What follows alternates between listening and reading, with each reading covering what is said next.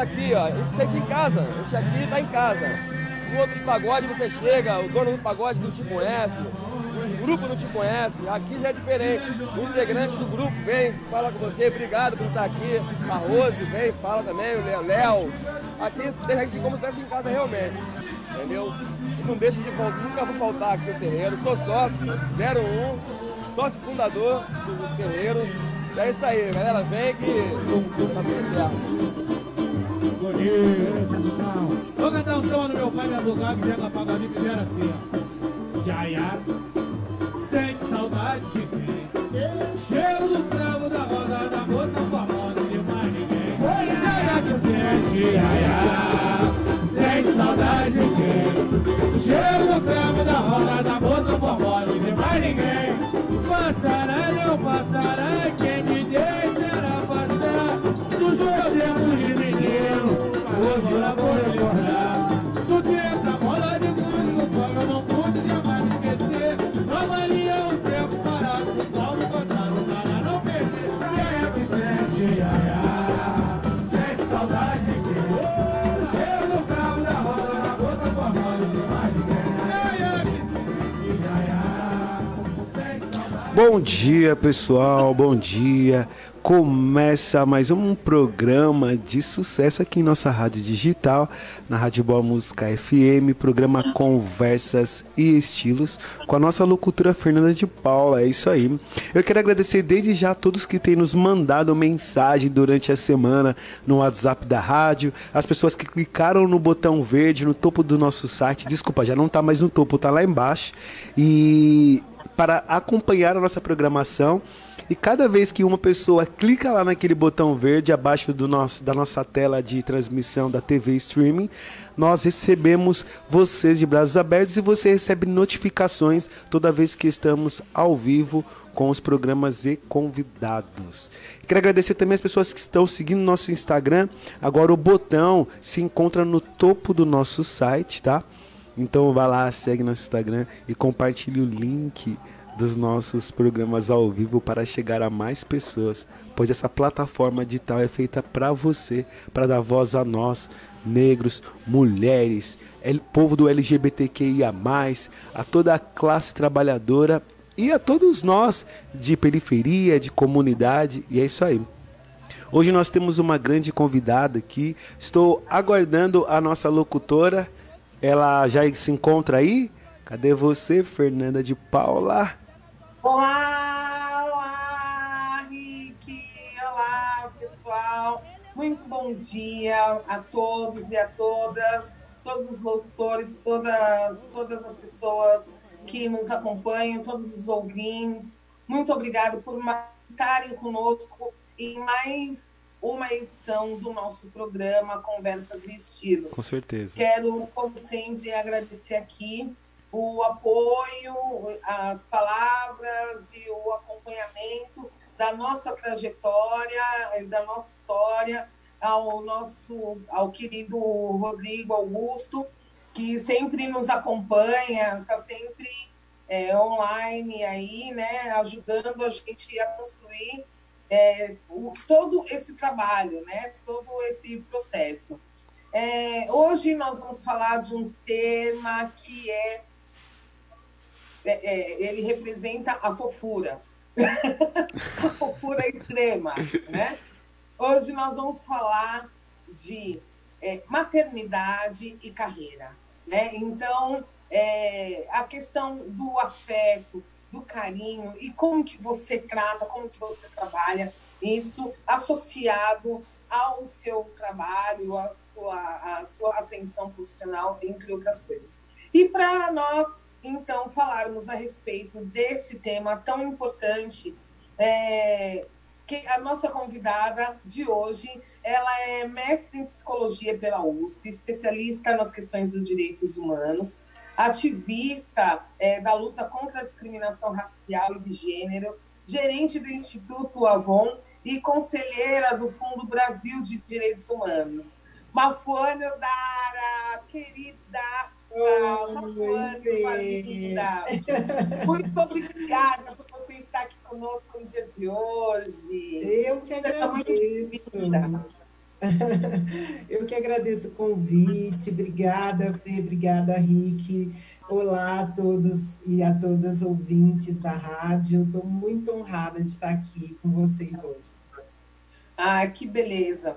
Mafo, eu queria que você que é uma pessoa, uma mulher incrível, assim, uma mulher jovem, que se destaca dentro do seu campo de atuação, né? Que vem da área da militância, que atua dentro da questão dos direitos humanos desde sempre. Eu queria que você contasse um pouquinho para os nossos ouvintes, para as pessoas que acompanham o nosso programa, um pouco da sua trajetória, da sua história de vida no sentido da militância, né?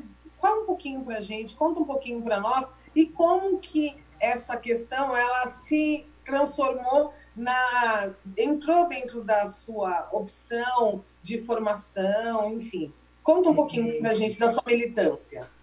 Tá bom. É engraçado, né? Eu estava me preparando para esse nosso momento, estava super nervosa. Falei, ai, gente, vou falar com a Fê, fazer essa entrevista. Estava me preparando e eu acabei de fazer um post um pouco contando, né, dessa minha trajetória de maternidade e carreira. E estava lembrando de onde veio a minha história, né? Enfim, eu tenho um nome africano. Os meus pais sempre quiseram que eu tivesse muito orgulho da minha ancestralidade africana, então eu sou a primeira geração de filhos de ativistas com nomes africanos.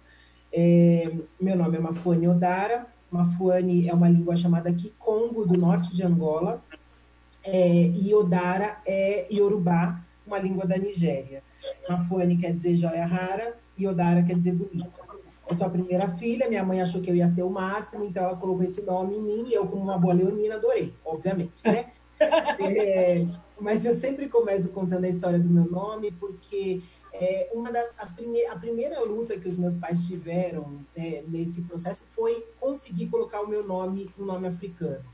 Para minha mãe conseguir colocar, ela teve que assinar um documento e ela teve que dizer que ela era muçulmana e que o meu nome tinha sido escolhido porque o escrivão não queria colocar um nome africano, porque onde já se viu, a criança vai ter problemas quando ela crescer, isso é um absurdo, você não pode fazer isso com seus filhos. Cavalo Antônio pode, né? Xerox, fotocópia autenticada também pode colocar nome, mas nome africano não pode. Então, a luta dos meus pais, ela sempre foi uma luta pela garantia dos direitos, né? E em especial dos direitos da população negra e das mulheres. Eu, aos 2 anos, todo mundo sai de país em guerra, eu fui morar num país em guerra. O meu pai foi convidado para uma missão da ONU em Angola, para ajudar a reconstruir Angola depois do processo de descolonização. Então, nós passamos 4 anos no meio da guerra civil. O meu pai foi para a zona de conflito entre Angola e Namíbia para fazer formação de professores e depois a minha mãe também entrou na educação, nesse processo de formação dos jovens, né? E numa guerra, quem morre são os jovens e quem mais sofre são as mulheres e as crianças. Então, eu aprendi desde muito cedo o valor e a importância de cada um de nós fazer a sua parte para a construção de uma nação. E isso veio percorrendo toda a minha trajetória. Quando eu volto para o Brasil, embora eu morasse num país em guerra e vivesse condições que eram condições muito difíceis, porque literalmente tudo vinha de fora, como a gente estava numa missão da ONU, a água vinha de fora. Então, assim, era uma situação de muita, extrema pobreza. E eu vivi muito e aprendi muito cedo a questão da solidariedade. Mas quando eu entrei na escola no Brasil, voltei, eu comecei, como todos os negros, a terem muitos problemas na escola. A escola é um lugar muito perverso para as crianças, em especial para as crianças negras, e eu comecei a ter muitos problemas por conta da cor da pele, por conta do cabelo, e eu, sem saber muito bem o nome disso, comecei um processo de tentar mudar essa realidade. E isso foi, enfim, cada um de nós, eu tenho 4 irmãos, e cada um de nós viveu isso de um jeito diferente, essa construção da identidade racial, mas no começo desse processo eu era muito violenta, porque o racismo era muito violento comigo. Então, toda a situação de violência, eu reagia com violência, né? Toda a situação de racismo, eu reagia com violência. Até que chegou um determinado momento que eu combinei um negócio que eu estava cansada das pessoas falarem do meu cabelo, da cor da minha pele, aí eu combinei um negócio com a minha mãe, que minha mãe é assim. Ela sempre teve eu acho que isso é um aprendizado importante, que é um aprendizado que eu levo para minha vida e agora eu faço pelos meus filhos. de que a gente precisa encontrar formas de lidar com aquilo que nos fere. E essas formas têm que ser a melhor forma que nos agrida menos. Então, ela sempre falou, olha, isso para tudo, né? Desde o que você vai comer, então, assim, você não gosta desse legume, então tem que escolher outro legume. Você não gosta desse esporte, então você tem que escolher outro esporte. Mas você tem que escolher alguma coisa que, de fato, te faça feliz e que te satisfaça. E nessa história de incômodo, eu combinei com a minha mãe que eu ia fazer um penteados diferentes no meu cabelo para mostrar que meu cabelo era bom, que eu não aguentava mais. E aí, isso foi muito interessante, porque minha mãe topou. Então, eu fui na escola, naquele ano, com vários penteados diferentes. E aí, eu aprendi duas coisas que são importantes para a minha vida, até hoje. A primeira é que eu sabia que eu conseguia fazer as pessoas mudarem de ideia sem ter que bater nelas. Que é um aprendizado importante, né, Fê? Combinei. Bom, muito. E a segunda, né? E a segunda é de que eu sabia provocar as pessoas de um jeito que as pessoas se movessem para um processo de transformação e não que essa provocação impedisse um diálogo. E aí veio a minha escolha pela profissão, então eu sou psicóloga, porque eu acho que esse lugar de construir, de fazer perguntas, ele é um lugar importante para que as pessoas encontrem suas respostas, e veio esse lugar de lutar para que todas as pessoas possam ter as mesmas igualdades, as mesmas oportunidades. Então, eu me tornei, na minha história, uma construtora de pontes. Então, hoje, o que eu mais faço é conversar com pessoas que pensam muito diferentes de mim, mas que têm os mesmos objetivos, de construir uma nação que seja boa para todo mundo, para as mulheres, para as crianças, para os negros, para as pessoas LGBTs, enfim. Né? Então, esse é um pouco rapidamente da minha trajetória. Linda história, inclusive, né? E é importante você falar a respeito dessa questão, desse modo de transformação, de como atuar dentro da pressão, né? Dessas questões, inclusive, dialogar com as crianças, né? Como que os pais fazem para bater um papo com as crianças? De que forma que eles têm que atuar frente a essas rejeições e essas agressões que acontecem no campo da educação, né?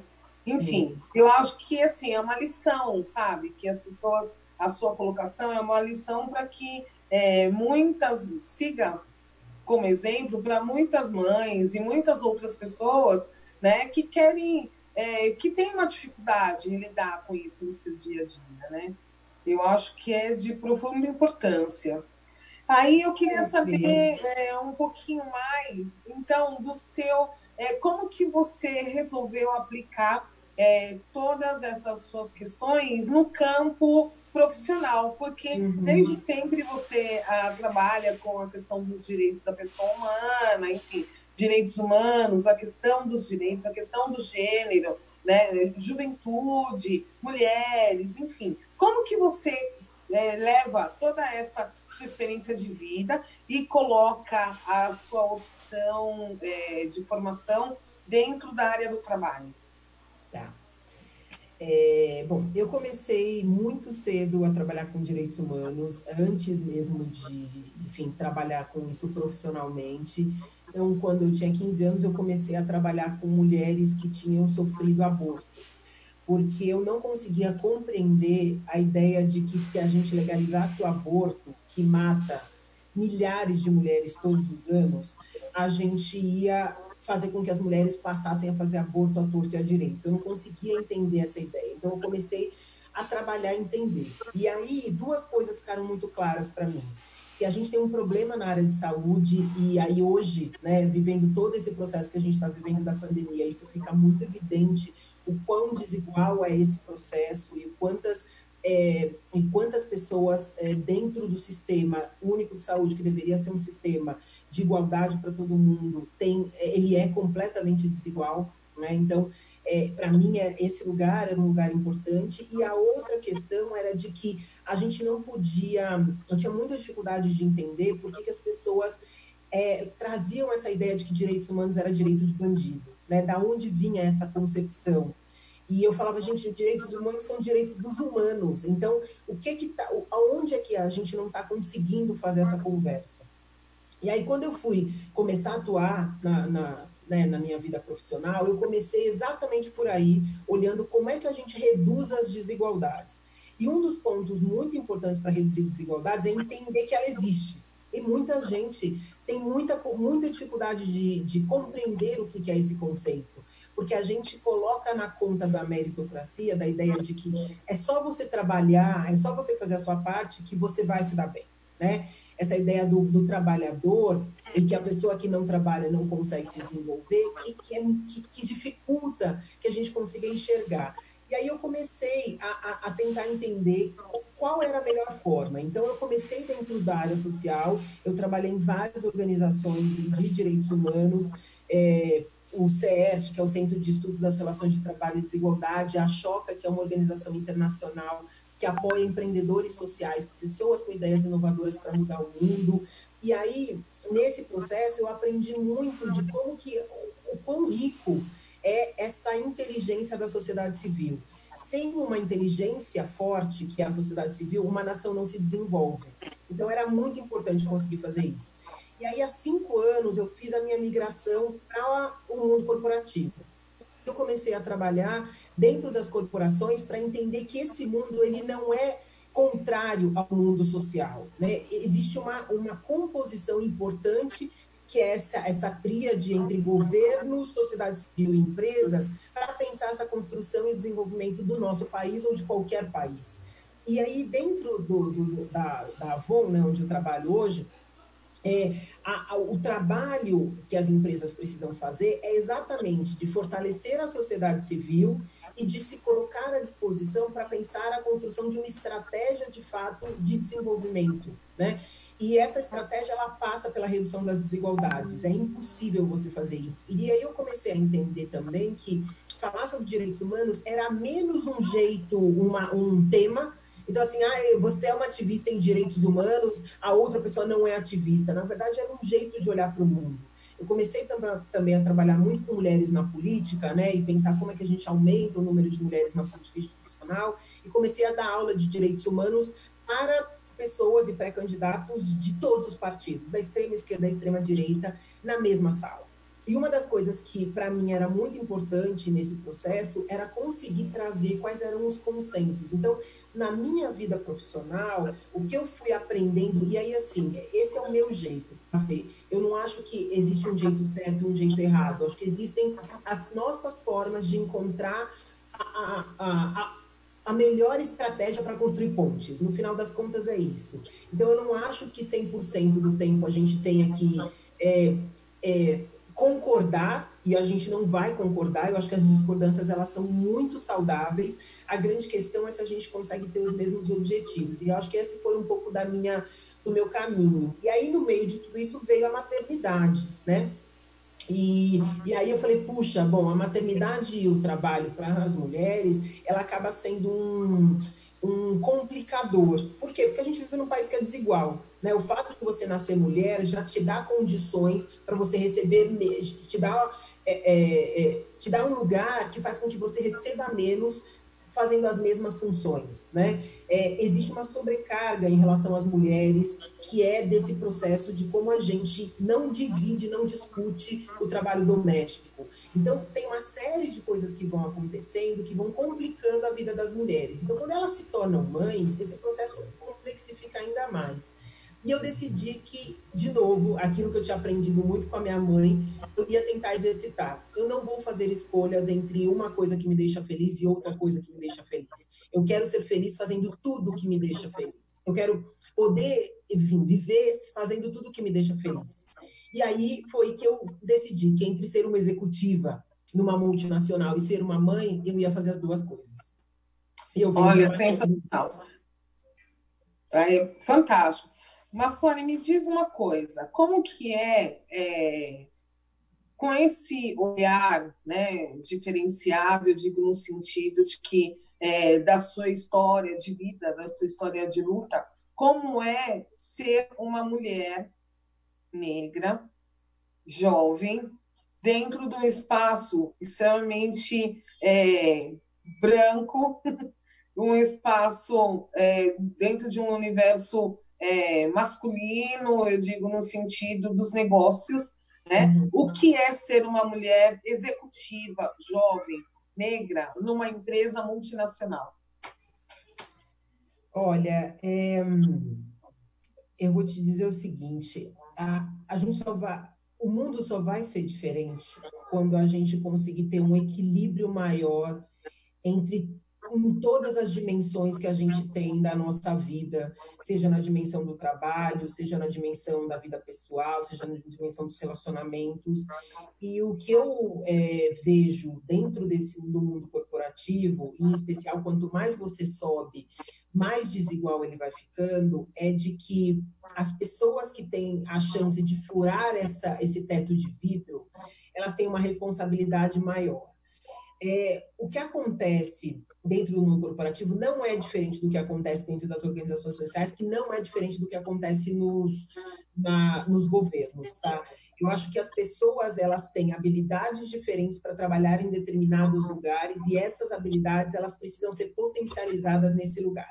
O que é comum de qualquer esfera é de que, de fato, ser mulher e ser negra vai cada vez deixando mais raro o número de pessoas que conseguem ascender. Então, assim, não é simples, mas ele é fundamental que você consiga entender quais são os códigos e que, a partir desses códigos, você consiga transformar. Então, o que eu entendo que é o meu papel e é o que eu venho fazendo e que eu decidi que eu ia fazer na minha vida, era de tentar a partir dos exemplos de quem veio antes, porque eu só consigo fazer o que eu faço hoje, estar no lugar onde eu estou, porque outras mulheres fizeram antes. A geração da minha mãe, a geração das minhas avós, abriu caminhos fundamentais para que hoje eu e você estivéssemos aqui numa rádio, conversando sobre maternidade e carreira.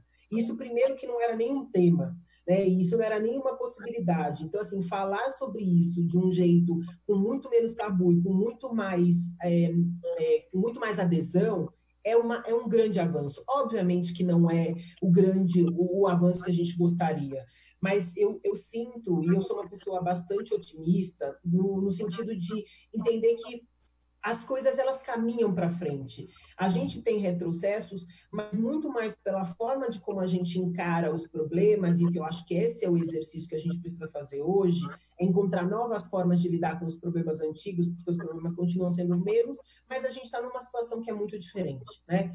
Então, eu acho que não é simples, mas eu acho muito importante. O que eu tenho visto cada vez mais, Fê, é que as empresas estão olhando para isso de uma forma muito mais séria. E muito mais séria, reconhecendo esses lugares de privilégios, reconhecendo o lugar que a gente precisa reconstruir, e, obviamente, a gente ainda tem um longo caminho pela frente, mas eu sinto que a gente está num processo de avanço dessa possibilidade. E, certamente, quem pode mais precisa fazer mais. E se tem uma coisa boa dessa crise, eu vou te falar que é essa. A gente tem, dentro de uma crise, sempre é uma oportunidade de rever relações de trabalho, de ampliar as formas de relacionamento e as formas com que a gente lida com as relações que a gente estabelece e a forma de rever prioridades. A crise, ela só evidenciou um problema que já existia. Existe uma desigualdade gigantesca que dificulta ainda mais a gente ascender. E não é à toa que a gente tem as mulheres líderes nos países nórdicos que a gente tem visto conseguirem sair bem dessa pandemia, é exatamente porque esse equilíbrio é muito maior. Então, acho que a gente tem uma grande oportunidade aí. Eu pactuo dessa ideia com você, sabe? De que, frente a todo esse momento tão difícil que a gente está vivendo, no cenário político, dentro de um colapso da saúde, né?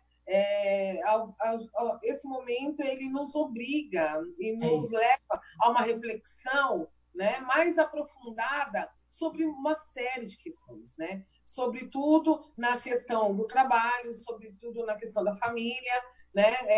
Quem não gosta de política vai ter que começar a gostar, a pensar sobre viés. Não tem jeito, né? Não dá para ignorar, não tem. As pessoas têm que ter lado. É um momento em que as pessoas têm que se posicionar, né? Enfim. Sim. Mas, voltando aqui um pouco para o nosso tema, né? Você disse na outra pergunta que a questão de escolha, como que foi esse processo de escolha, ser mãe ou ser uma profissional de sucesso? Vamos lá. Eu acho que tem alguns fatores que possibilitaram que isso acontecesse, e alguns fatores que de fato, são escolhas. Quando eu era pequena, eu queria ser astronauta, né? Quase Que legal. querem ser astronauta. Mas quando eu fui ficando adolescente, eu fui entendendo o que o ser astronauta tinha a ver com as escolhas e por que eu queria. E tinham 3 coisas muito importantes. A primeira é que eu queria ir para lugares que ninguém nunca tinha ido. Eu achava muito incrível você pegar um foguete e sair do planeta, ir para um outro planeta. Eu achava aquilo uma coisa, né, de outro mundo, fenomenal. A segunda coisa que eu achava incrível era a possibilidade de você colocar um ponto no universo. Sabe aquela coisa de fincar a bandeira quando você chega no país, dos filmes? E o Steve Jobs, ele falava isso, que cada ser humano, ele tem que deixar um legado, que é deixar o seu ponto no universo. E eu achava isso muito, muito significativo. Nossa, você conseguir fazer alguma coisa que, né, deixou a sua marca. E a terceira é que eu queria fazer alguma coisa muito significativa para a humanidade. E aí, obviamente, eu não sou astronauta, né? Mas a essência do ser astronauta me acompanha todos os dias. Eu fui para lugares, enfim, que eu jamais imaginei que eu fosse, representando o Brasil. Eu fui presidente de uma delegação da ONU de jovens que estava pensando o desenvolvimento dos seus países. Então, eu viajei o mundo inteiro junto com a ONU. Eu saio de casa todos os dias com a certeza de que eu vou voltar diferente de todas as interações, e hoje eu não saio de casa, mas eu converso com as pessoas pela tela e eu sempre aprendo muito, né? E eu ainda não fiz alguma coisa significativa, ainda, né?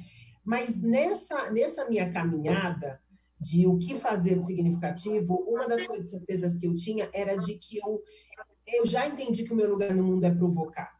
Então, essa questão da escolha da maternidade e da carreira, ela foi uma conversa e uma construção que eu fiz, inclusive, junto com o meu parceiro, né?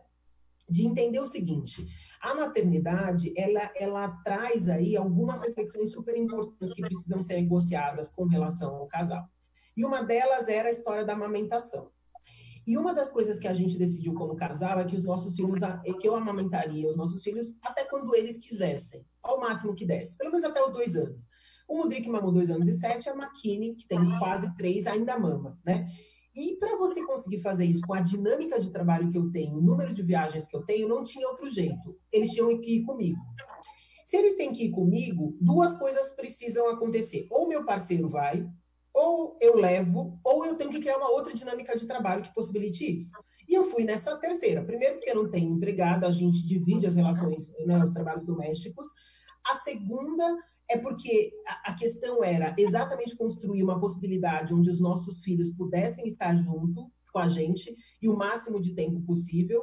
E a terceira é que a gente precisa mostrar que dá para trabalhar de outro jeito. A gente não precisa escolher entre os nossos filhos ficarem longe da gente e a gente trabalhar.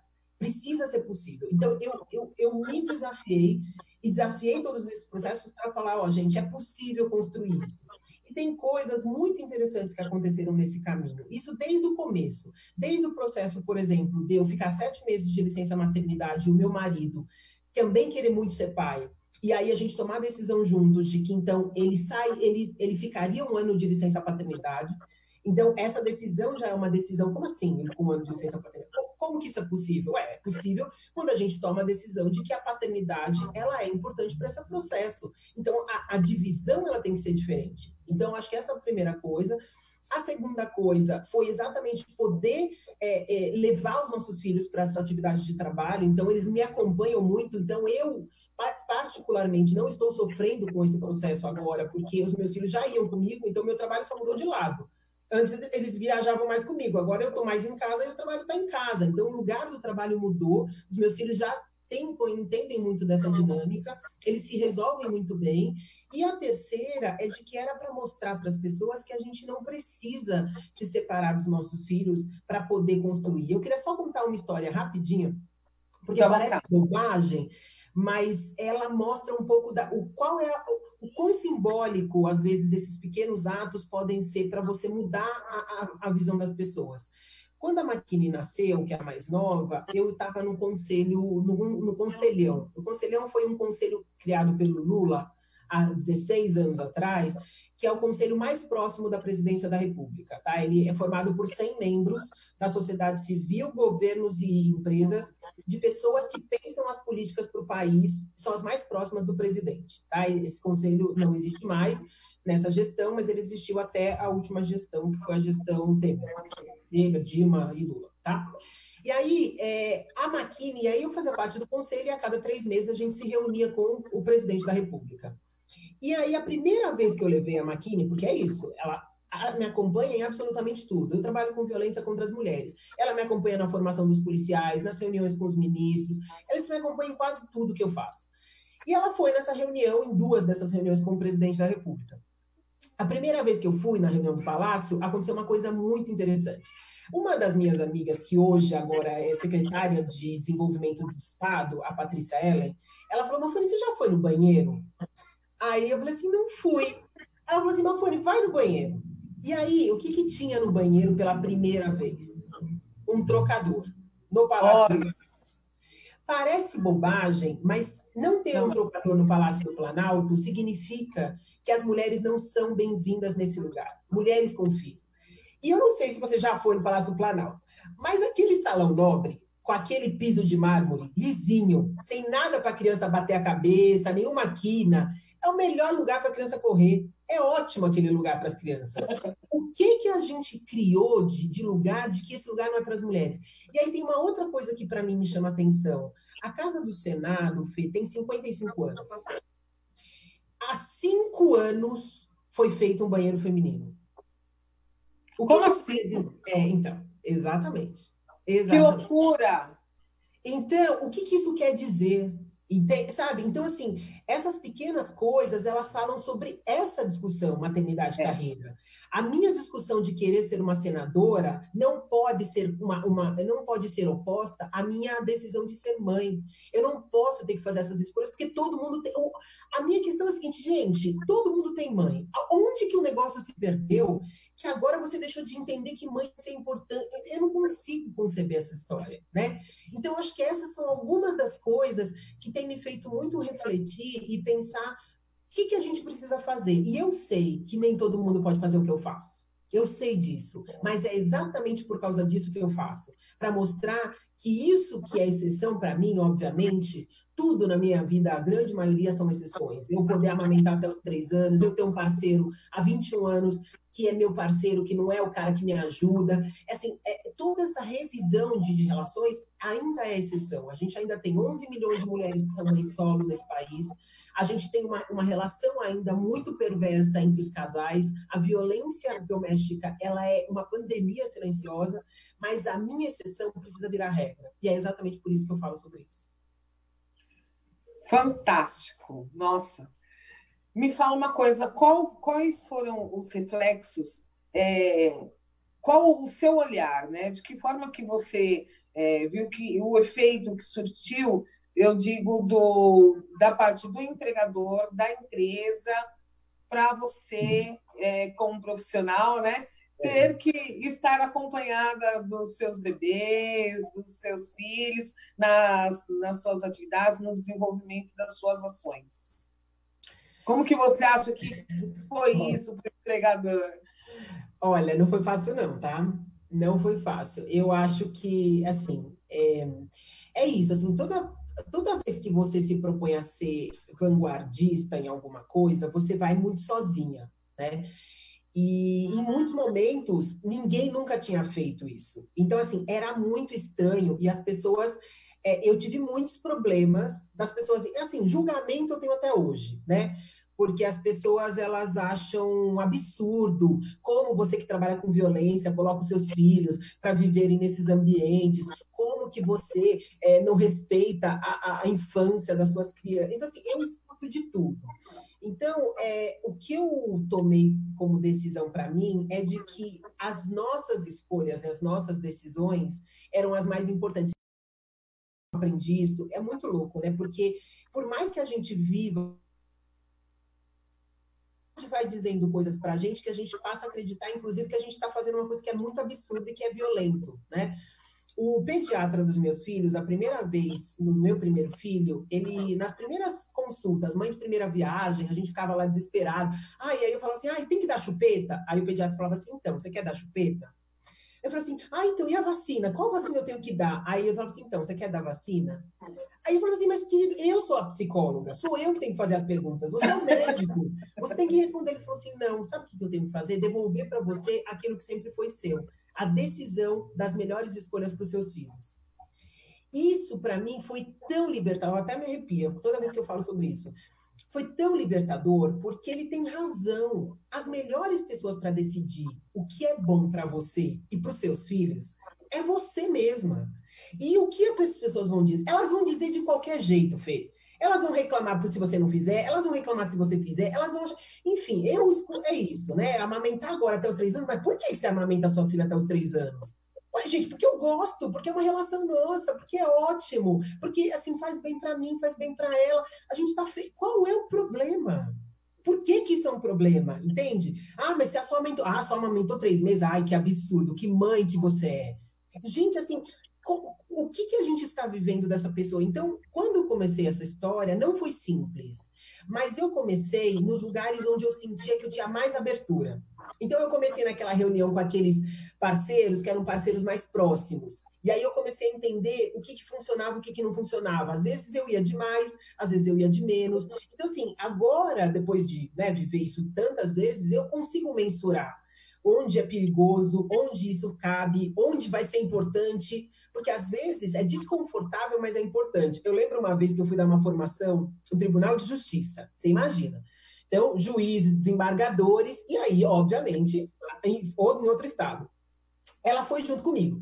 Na abertura, a Maquine saiu do carrinho e subiu no palco, e veio mamar.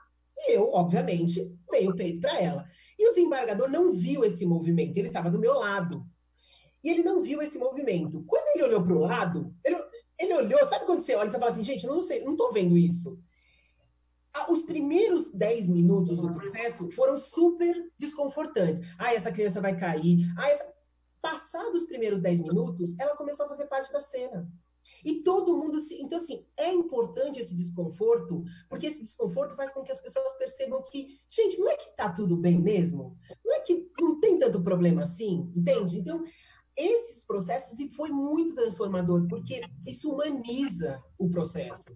E aí, às vezes, né, é super interessante, porque aí o desembargador, até hoje, ele me fala o quão importante foi ter visto aquela cena e ter visto que tá tudo bem, entende?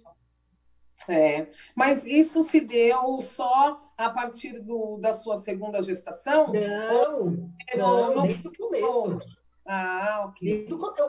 Esse processo de decisão da gente, desde o começo. É que na segunda ficou mais fácil, muito mais fácil, né? Porque eu já tinha vivido várias coisas que eu tinha acertado e errado na primeira. Mas, assim, com o Mudrik, desde o começo foi assim, desde o começo. E é isso, assim, tem lugares onde é mais fácil, outros lugares que é mais difícil. Tem lugares que é importante, mesmo assim, você fazer. E eu sei disso, e eu faço isso. E é exatamente por isso que, por exemplo, às vezes eu levo e falo, então, vocês estão dizendo que vocês vão fazer um seminário de um dia e as mães vão fazer como com os filhos? Vocês não criaram um espaço infantil aqui. Então, assim, que provocações...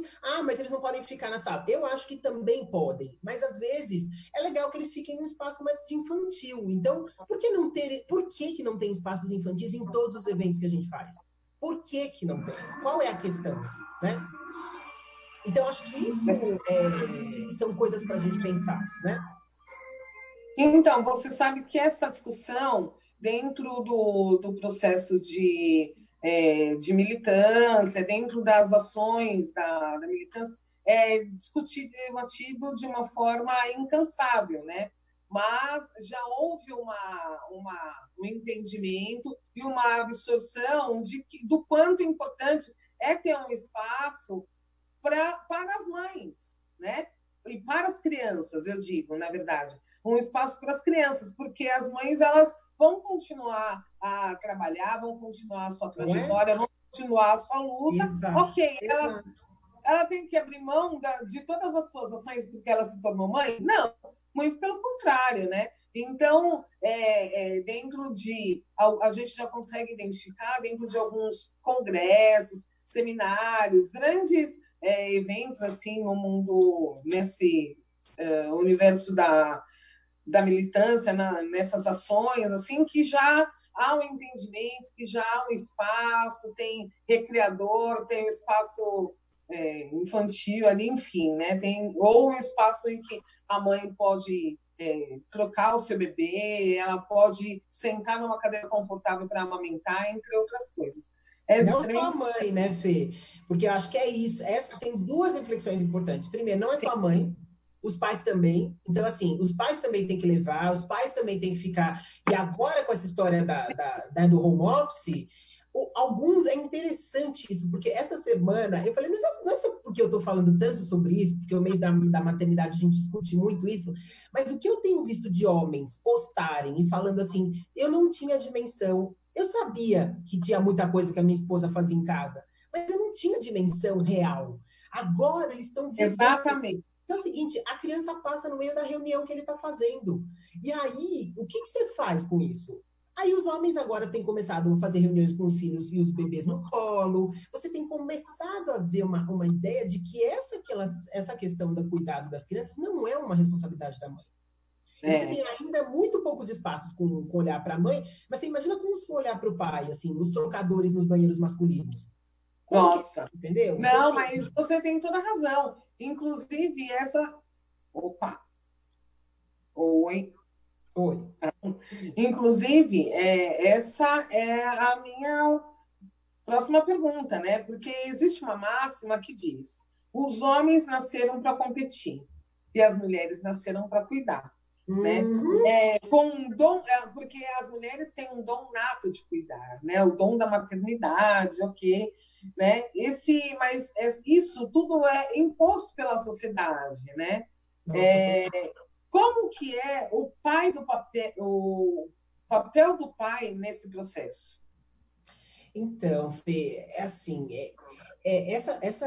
discussão sobre a figura paterna, né, e os pais, ela é fundamental para a gente rever as relações e para a gente lidar com as violências. Sem a gente falar sobre isso, não é possível a gente lidar, porque a gente só vai enxugar gelo. Toda vez que a gente fala sobre todos os processos de discriminação que as mulheres sofrem, sobre tudo que é difícil para as mulheres, e a gente não revê a relação em especial que os homens têm com tudo isso que acontece com as mulheres, a gente não consegue. Então, a gente, inclusive, essa semana, a gente lançou um vídeo chamado A Caixa dos Homens. Um educador chamado Paul Kivel,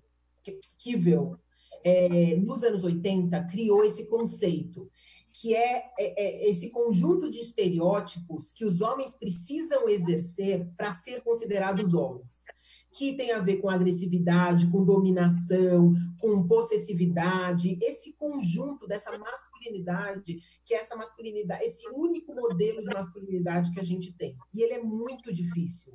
Ele é muito prejudicial, não só para os homens, como para a sociedade como um todo. Porque ele coloca exatamente essa máxima que você disse. Os homens, eles são feitos para competir. Esse é o lugar dos homens. E as mulheres para cuidar, porque é o lugar da casa. O homem é feito... Oi? É um equívoco, né? Completamente. O homem foi feito para a vida pública, a mulher foi feita para a vida doméstica.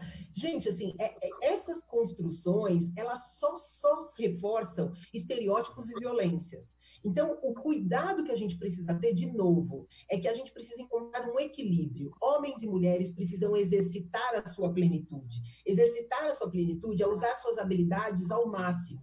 Isso não significa você ficar só em casa e não significa você ficar só na vida pública. Significa você entender que você é um ser íntegro. E você precisa ser íntegro em todos os lugares. Seja dentro de casa, do cuidado, das divisões do trabalho doméstico, nos sonhos, na construção dos sonhos, nesse lugar de provedor. Quem diz que o homem é o provedor da casa? Essa ideia de que o homem provedor só reforça uma violência que a gente chama de patrimonial, que faz com que muitas mulheres deixem de trabalhar e dependam exclusivamente desse parceiro para conseguir fazer qualquer coisa. Isso é um absurdo. Essa ideia, por exemplo, de que quando você casa, você encontra sua cara metade. Que cara metade? Não existe cara metade, existem as pessoas inteiras. Você é inteiro, seu parceiro é inteiro, ou sua parceira numa relação afetiva, né? Mas o que vocês podem fazer juntos é uma terceira coisa, que também é parte do processo, mas não é a única coisa. Por quê? Porque quando você se separa, parece que você perdeu metade de você. Aonde que você perdeu metade? Essa reconstrução de que não existem lugares individuais na relação, ela é muito negativa. Então, acho que a grande discussão que a gente precisa fazer é... E isso é engraçado, porque eu conto essa história que eu estou contando para vocês... Quando, se vocês perguntarem isso pro meu marido, ele vai começar, a história dele começa assim. E aí ela saiu para trabalhar e eu fiquei pela primeira vez sozinho com meu filho. É muito legal quando ele conta isso, porque ele fala assim, eu preciso encontrar novas formas e preciso ser o melhor de mim para que o meu filho possa ser o melhor homem. E esse processo, a paternidade, ela é um gatilho positivo para muitos homens que são violentos, que têm atos de violência. De que melhor homem eu posso ser, de que homem eu gostaria que o meu filho fosse. Liderar pelo exemplo é a única forma de construir relações mais saudáveis entre homens e mulheres com os nossos filhos. Não tem outro jeito de educar se você não é o exemplo. E quando você é o exemplo, você consegue fazer com que... não só os homens, mas os filhos entendam que não existem papéis de homens e papéis de mulheres dentro das relações. Não é a mãe que é a responsável por cuidar ou por, quando precisa de carinho, você procura a mãe. Não, você procura quem estiver mais perto. Se o pai estiver mais perto, é ele que vai dar o carinho. Ah, quem que vai dar banho? É a mãe? Quem está mais perto? Quem vai fazer comida? Sabe? Essa relação é... Gente, quem está disponível agora? Esse é um pouco da relação que a gente tem. Quando um está fazendo comida, o outro está dando banho. Quando o outro coloca para dormir, o outro vai arrumar a cozinha. Então, assim, é um pouco de uma harmonização, assim, o que é necessário fazer agora. E esse processo só é possível quando a gente conversa e a gente restabelece e reacorda as coisas. Porque, de verdade, isso não é porque a gente é ruim, a gente apreende esses comportamentos, Fê. Eu vejo, às vezes, muitas mulheres dizendo, eu preciso educar melhor meu filho para que ele seja um homem melhor. Não é você só que tem que educar. Os homens também têm que educar. Essa é a responsabilidade dos dois. E se a gente não conseguir entender isso, a gente não vai construir uma sociedade diferente. Então, mas a sua colocação, ela vem ao encontro com o pensamento conservador de que algumas pessoas ainda têm, né? De que os meninos vestem azul e as meninas vestem rosa, né? E eu acho que isso tudo também faz parte de um processo de violência, porque... você não pode ter esse tipo de... a partir dessa situação, desse tipo de comportamento, você transforma também, né? Trabalha a cabeça das crianças. Sim. Das crianças, dá possibilidades. Exato. É isso. Eu acho que é bem importante a gente pautar muito essas questões, que é muito pouco difundida, as pessoas falam muito pouco sobre isso, né? Então, as pessoas precisam refletir um pouco mais a respeito dessa questão. E aí, na empatia, não cabe julgamento, certo? Então, como que a gente transforma através da empatia? Olha, é o seguinte, a empatia, ela exige 3 coisas da gente. Primeiro, de que você precisa ser o exemplo, né? Então, assim, quando a gente fala sobre empatia, a reflexão que eu trago sempre é de que não é se colocar no lugar do outro. Não é você, então assim, eu sei o que é ser mãe. Eu não sou mãe, mas eu imagino que é ser mãe. Mas você não imagina. E mesmo que você seja mãe, você é uma mãe diferente da outra mãe. Porque cada uma de nós vive a maternidade, sente a maternidade de um jeito. Eu não posso impor as minhas condições e a minha forma de agir dentro da maternidade para que outras mães façam igual. Eu só quero trazer isso como uma possibilidade de exercício dessa maternidade para que ela se sinta menos culpada. Então, acho que essa é a primeira coisa. Empatia é a nossa capacidade de entender como é que o nosso lugar impacta positivamente o lugar da outra pessoa. Então, quando a gente consegue trazer o nosso exemplo, a nossa história, não quer dizer que a outra pessoa vai fazer igual a gente, mas quer dizer que ela vai começar a olhar para a história dela e tentar rever a forma com que ela está construindo a própria história. Acho que essa é a primeira coisa. A segunda coisa muito importante é a gente se colocar como parte da solução, mas também como parte do problema. Por quê? Porque às vezes a gente ouve aquele ditado, né, que se você é parte do problema, então você tem que ser parte da solução. Sabe qual é a grande questão, Fê? Nós todos somos parte do problema, e só assim a gente vai conseguir ser parte da solução.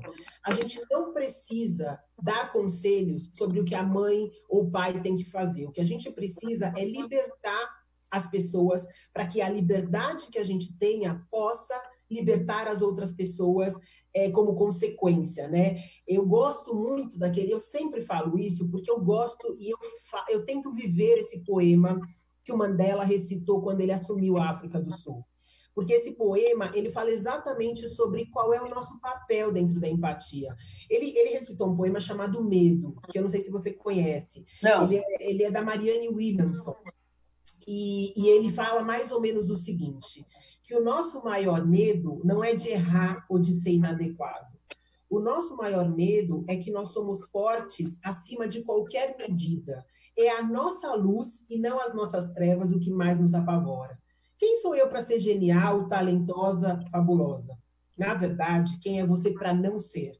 Nós somos filhos do universo e, como tal, nós devemos manifestar a sua grandeza. Não tem nada de glorioso em você se diminuir para que as pessoas ao seu lado não se sintam pequenas. É a sua luz que faz com que as outras pessoas brilhem. Então, quanto mais você brilhar, inconscientemente, mais permissão você dá para que as pessoas façam o mesmo. Quanto mais você for livre, inconscientemente, mais permissão você dá para que as pessoas se libertem. No final das contas, Fê, é isso. A gente precisa se libertar dos nossos medos, se libertar das nossas culpas, e esse nosso processo de brilhar, de iluminar, tem que iluminar as outras pessoas, iluminar as outras maternidades possíveis, iluminar as novas possibilidades de exercer a sua masculinidade, para que aí sim a gente consiga atingir esse equilíbrio que possibilite uma vida melhor para todo mundo. No final de contas, é isso que a gente quer. Mas para ela ser para todo mundo, ela precisa ser para cada um de nós. Né?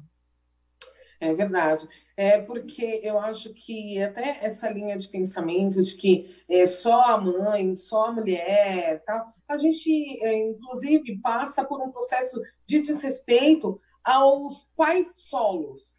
Exato. Tem muitas mães solos, mas existem muitos pais solos que têm que o seu dia a dia, o seu trabalho, sua carreira, né, o seu processo de continuidade de evolução e crescimento dentro do campo educacional, do campo corporativo, entre outras coisas, né? E qual olhar para esse, né? Então a gente é um equívoco total, assim, né? Pensar e trazer toda essa responsabilidade somente para a mãe. Eu acho que o Rick tem uma pergunta. Vamos lá, Rick.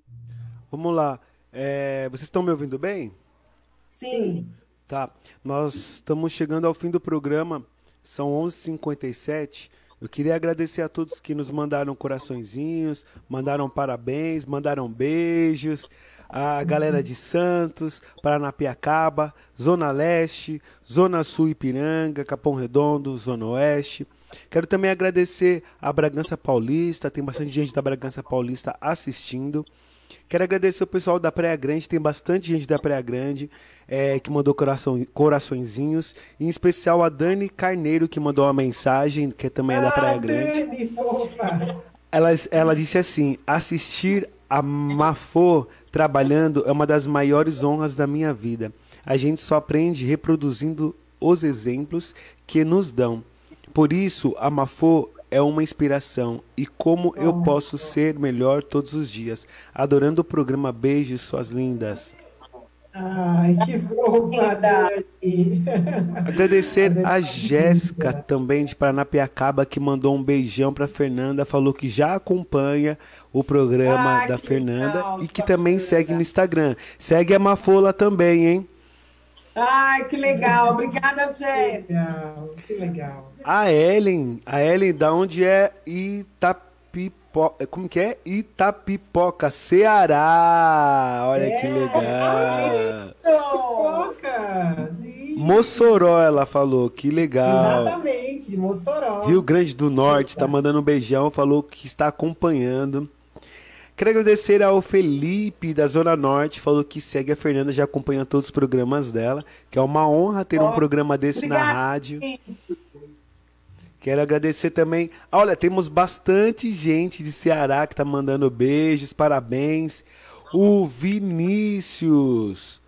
Olha aqui, Suzano. Temos 114 pessoas de Suzano que estão mandando coraçõezinhos, mandando parabéns. O Vinícius falou assim que já conhecia o trabalho da Mafuane, que segue lá no Instagram e está seguindo a Fernanda. Quero mandar um beijão para todos vocês. Ai, muito obrigada, viu? Obrigada. Ó, a Ellen, assim, eu nem era mãe, e eu tô lembrando, assim, a Ellen foi uma educadora maravilhosa que eu trabalhei quando eu trabalhei no Ceará, e eu ficava vendo, e a Ellen é muito isso, assim, ela sempre levou os filhos, e hoje eles estão adolescentes, então, assim, o quão é possível, sim, a gente poder estar perto, e a Ellen sempre foi um grande exemplo de mãe. Então, um beijo, Ellen, que bom você estar aqui, obrigada por tudo que você fez e faz de inspiração para tantas mulheres, porque ser mãe de 3, educadora, não é simples, então, muito legal, muito bom saber que você está aqui com a gente. É verdade. Ô, Rick, eu queria que você fizesse uma participação aqui e falasse um pouquinho da feijoada, da campanha de solidariedade que está sendo feita. Fala um pouquinho pra gente. Olha, que massa, que massa. Vamos falar assim, olha pessoal, vocês estão vendo aqui na nossa tela agora, esse é o nosso banner de campanha de divulgação da nossa feijoada, aqui do Alicerce do Bem. Alicerce do Bem é uma ONG que trabalha aqui em prol da comunidade com doações de cesta básica de alimentos, né? Também de doações de roupas. Pegamos também cachorros na rua e, infelizmente, muitas pessoas nessa época de pandemia estão abandonando seus cachorros na rua com medo que os cachorros estão pegando e acham que estão passando o coronavírus para os donos, né? Então eles estão abandonando na rua, o número é muito grande. Então a gente pega, trata esses animais, leva no dentista. Alguns animais já estão faz tempo na rua, já vem machucado. Então a gente leva no veterinário, está cuidando. E deixando aqui para vocês que quem quiser doar, é só entrar em contato. O telefone aqui está no banner, é o mesmo número desse banner da Feijoada Solidária. A Feijoada Solidária é uma forma de arrecadarmos dinheiro para mantermos o Alicerce do Bem, que é esse espaço, para também mantermos a Rádio Boa Música FM, que se encontra dentro do Alicerce. E é isso aí, a gente entrega as feijoadas, inclusive agora estamos fazendo aqui na cozinha as feijoadas, já entregando, tem um número legal já de pessoas que estão comprando, graças a Deus. Então, peço para que vocês também divulguem aí. Obrigado, Fernanda, por lembrar isso. Ah, que isso. É isso, gente. Olha, Mafone, querida, eu quero agradecer demais pela sua disponibilidade e dizer para os nossos ouvintes que foi difícil trazer essa moça aqui, viu? Porque ela trabalha muito. Ela tem uma agenda riquíssima. Mas que bom que deu certo. Nossa, mas a gente não poderia deixar de fazer esse bate-papo, de falar de um tema que é de extrema importância, onde, inclusive dentro do processo de isolamento social, né, onde dentro das colocações que você fez aí, que nesse bate-papo, a gente consegue identificar o quão importante é o papel da mãe dentro do mundo corporativo, da carreira, e do pai também, né? Sim. Entre outras coisas, né? Enfim, Mafo, muito obrigada, minha linda, muito obrigada, querida, obrigada por todo o seu tempo. Um beijo enorme para essas duas fofuras. Tem uma pergunta aí daqui, hein? Da sua casa. Obrigada, Fê, obrigada pelo convite. Eu topo voltar. Eu sei que a minha agenda não é simples, mas eu adorei o papo, adorei. Obrigada, Rick, obrigada, Fê. Eu que agradeço. Obrigada por todo mundo que pôde assistir e todos os carinhos e interações. E, enfim, a gente segue juntos, né? Cada um de nós fazendo o seu trabalho. Então, parabéns, porque eu acho que o trabalho da rádio ele é muito importante para chegar em mais pessoas. A gente precisa conseguir chegar nas mulheres que são invisíveis, das invisíveis. Eu acho que a rádio cumpre um papel fundamental nesse sentido. Com certeza. Então, parabéns pelo trabalho e fiquem bem. Fiquem em casa, fiquem seguros e vamos seguir construindo aí, cuidando das pessoas. No final das contas, é isso. A gente tem um bem muito precioso, o mais precioso dentro do nosso país, são as pessoas. Então, vamos cuidar delas. Mafone, tem uma pergunta para você aqui antes de finalizar, viu? Sucesso sempre, querida.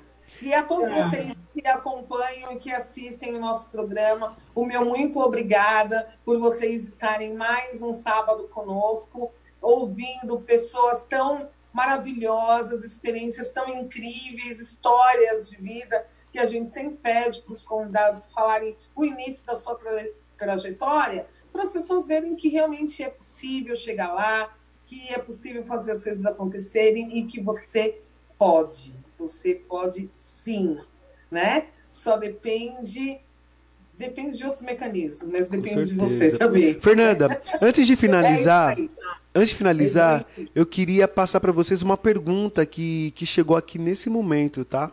Claro, claro. De Santos. Temos 14 pessoas de Santos mandando mensagem, mas agora eles resolveram se manifestar. Não dá tempo de ler todas as 14, né?